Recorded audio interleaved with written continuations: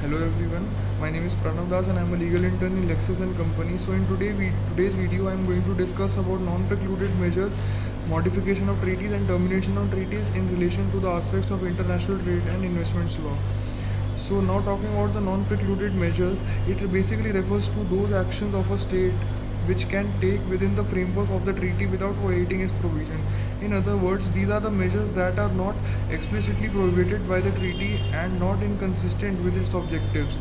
Provisions of non-precluded measures are often included in treaties to allow states to have some flexibility in implementing the treaty's objectives. For example, if we talk about a treaty which may require states to reduce their greenhouse gas emissions, but it may also include provisions allowing states to implement the reduction measures in a manner that is consistent with the national circumstances.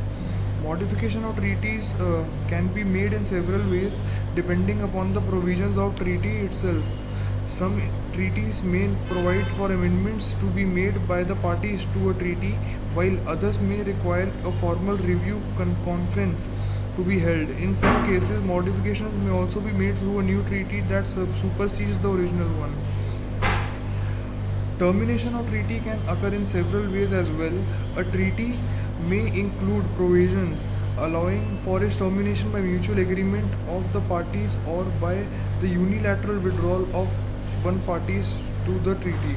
In some cases, a treaty may also be terminated if one of the parties fails to meet its obligations under a treaty.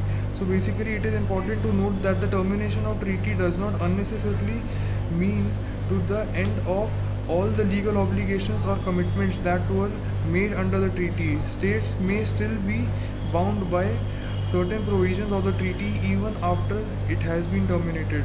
If you have any doubt regarding this topic relating to the modification and termination and non-precluded measures of international investment trade laws, you can always ping in the comment box. I will reply to all the queries which will be mentioned there. So thank you so much and have a nice day.